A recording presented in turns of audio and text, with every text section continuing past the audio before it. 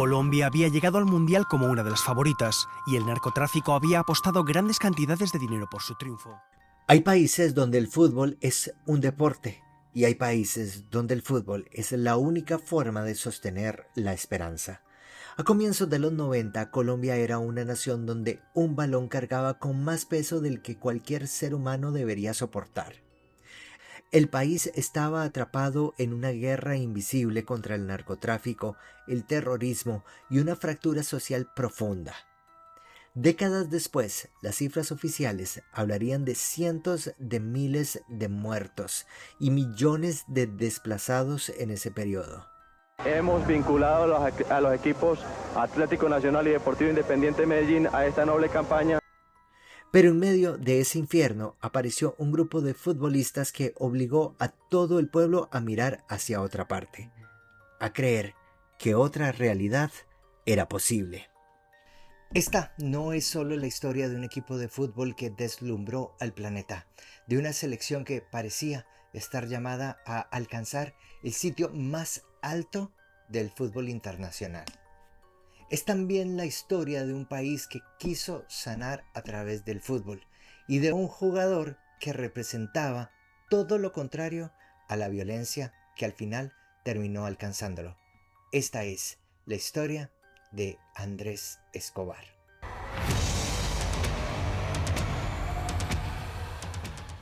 Sí se extraña, es normal. ¿Quién no va a extrañar la familia, a su gente, la ciudad? La tragedia no empezó con el autogol, empezó mucho antes. En diciembre de 1993, apenas 6 meses antes del Mundial de Estados Unidos, cayó abatido Pablo Escobar, el líder del cartel de Medellín. Su muerte cerraba uno de los capítulos más sangrientos del narcotráfico, pero no borró las secuelas del caos. Colombia buscaba de forma desesperada una narrativa de redención y el fútbol se la dio. Desde Colombia, a las autoridades, si lo estiman conveniente, declarar el día de mañana cívico. Esto hay que celebrarlo. Sanamente, Colombia. Regresamos al Mundial. Aquel día, en las eliminatorias, Colombia no solo humilló a una potencia bicampeona del mundo en su propia casa, se convirtió automáticamente en la candidata de todos para ganar el Mundial.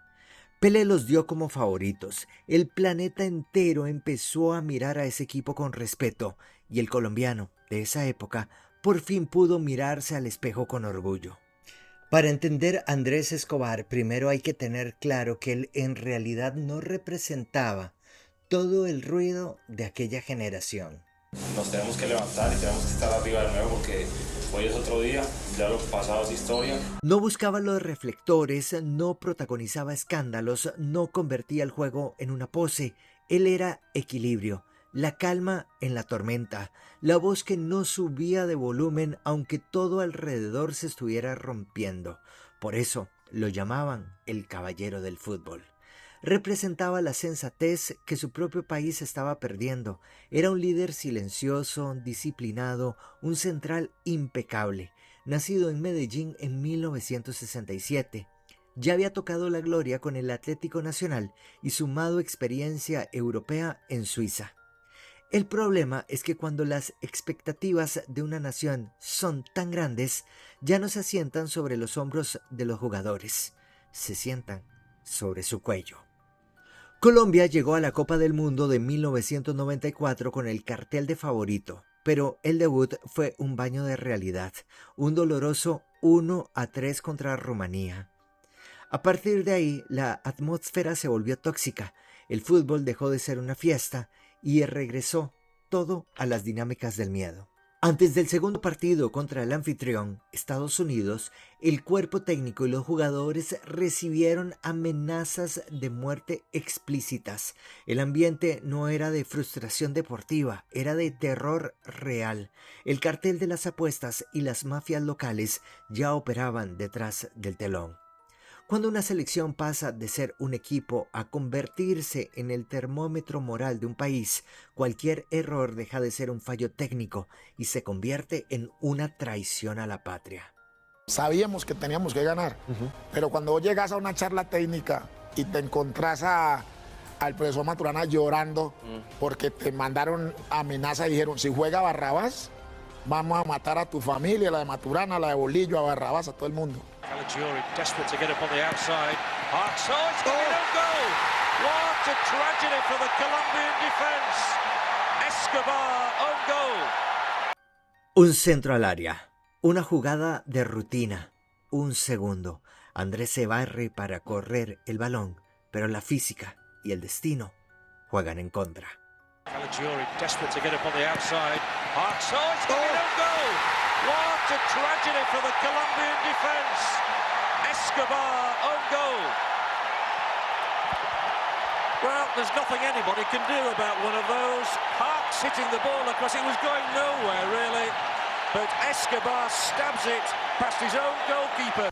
Y es que a veces la historia entera cabe en un gesto de fracciones de segundos. Andrés Escobar pasó de ser el capitán, uno de los jugadores más respetados de Colombia, a convertirse en el rostro de una frustración colectiva casi insoportable. Con la eliminación consumada, muchos le aconsejaron a Andrés que se quedara en los Estados Unidos, que se tomara unas vacaciones o aceptara ofertas como comentarista mientras bajaba la marea en Colombia. Tenía ya un precontrato firmado para jugar en el AC Milán de Italia. El futuro estaba lejos de allí, pero Andrés no sabía esconderse. Se veía a sí mismo como un profesional que había cometido un error deportivo, no como un criminal en fuga. Él quería dar la cara.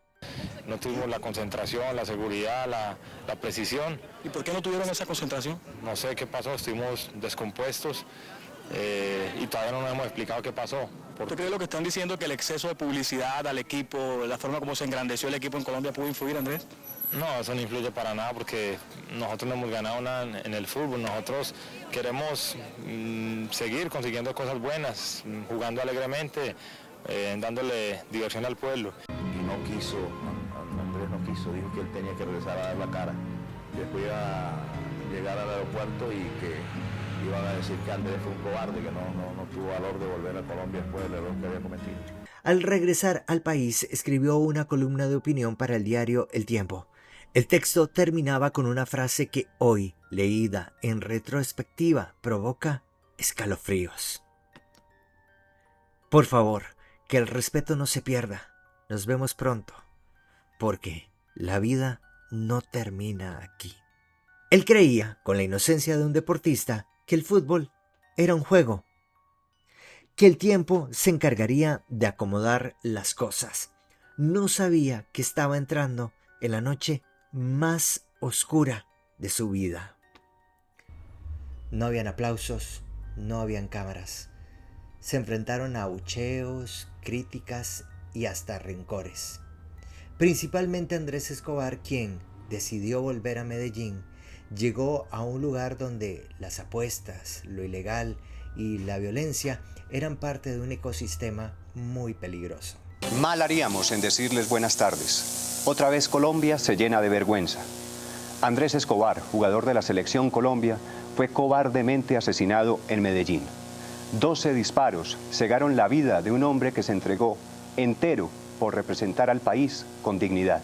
La madrugada del 2 de julio de 1994, apenas 10 días después del autogol, Andrés se encontraba en las afueras de un restaurante discoteca en Medellín. Allí fue increpado y agredido verbalmente por los hermanos Gallón Henao, personajes vinculados al paramilitarismo y al narcotráfico. Andrés exigió respeto. En medio de la disputa, el chofer de los hermanos, Humberto Muñoz Castro, se acercó al auto del jugador, sacó un revólver y descargó 6 balas en la espalda de Andrés Escobar.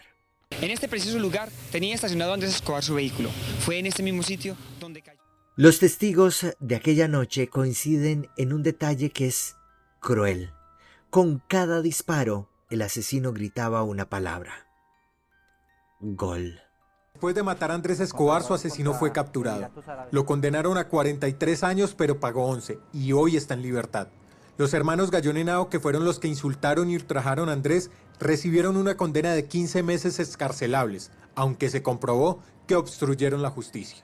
Avanzaban las investigaciones por el asesinato en México del señalado narcotraficante y caballista Santiago Gallón Henao, vinculado con el crimen del futbolista Andrés Escobar en 1994. Entre su amplio prontuario se encuentra la financiación de grupos paramilitares. Más de 3 décadas después, el nombre de Andrés Escobar sigue sonando en los estadios no solo de Colombia, en los estadios de todo el mundo. Y no se le recuerda ni por el autogol, ni por ese error que, podríamos decir, dejó fuera a la selección colombiana. Se le recuerda por ser la víctima de la violencia. Andrés Escobar fue un hombre sereno en una época que castigaba la serenidad. Fue un caballero en un tiempo que no premiaba la nobleza. Cuando vemos la repetición de aquel partido en Pasadena, tendemos a pensar que el autogol fue el principio del fin. Pero no, el autogol fue solo un instante. La verdadera tragedia fue olvidar que el fútbol es capaz de unir a una nación entera, pero nunca, bajo ninguna circunstancia, debería cargar con sus heridas más profundas. Muchas gracias por llegar hasta aquí en el video. Espero que se suscriban, activen las notificaciones y, por supuesto, con total libertad, me dejen todos sus comentarios. Nos vemos muy pronto.